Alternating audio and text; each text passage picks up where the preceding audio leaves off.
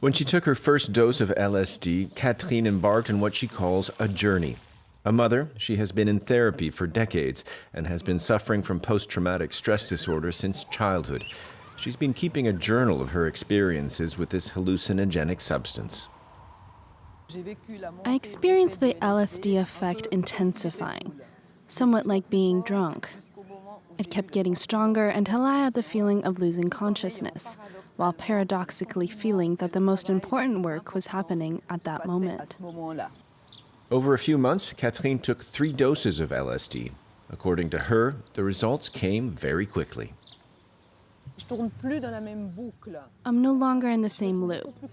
I feel much more confident about my life and the future, whereas before I was very anxious, always waiting for the next catastrophe to strike. It's a general attitude towards life, so I find it incredible within just a few months. Switzerland is one of the few countries in the world that allows LSD treatments.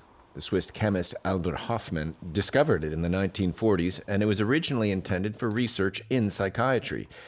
In Geneva, Catherine was treated at a hospital. The therapy involves very strict medical monitoring. The administration of LSD itself is carried out under close supervision. In the morning, around 9 a.m., they take the substance, and then they spend the day there, always with a caregiver nearby to keep an eye on them. So far, around 100 patients have been treated here for depression or anxiety disorders. According to psychiatrist Louise Pensenstadler, LSD functions as a complement to psychotherapy.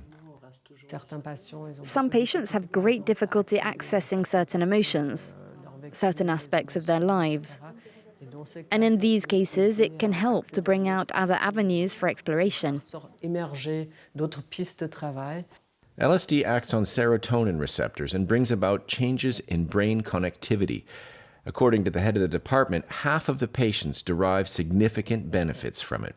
The problem with psychiatric disorders, including addiction, is there are far too few choices. We always do the same thing. Psychotherapy aims to expand these possibilities, and here psychedelics simply provide us with support, a boost for something we're already trying to do.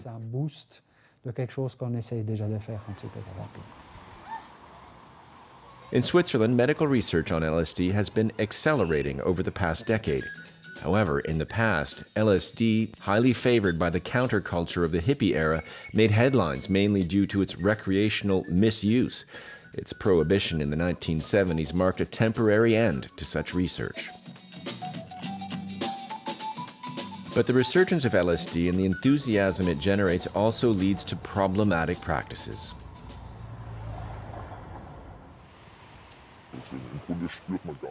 When you take it, you barely notice, but I immediately started putting my life in order. In Germany, many people like Paul are putting their faith in the drug's possible benefits. For a few years now, he has been microdosing LSD to treat his bipolar disorder. He says these minuscule amounts of LSD have allowed him to regain a sense of well-being that traditional medical treatments couldn't provide. I always felt that psychotropic drugs deprived me of my abilities and capacities. But with LSD, it's the complete opposite. There are no side effects, like mood swings or a decrease in appetite. To self-medicate, Paul doesn't need to look far. On the internet, he can easily obtain LSD derivatives that are legally available for sale in Germany in just a few clicks.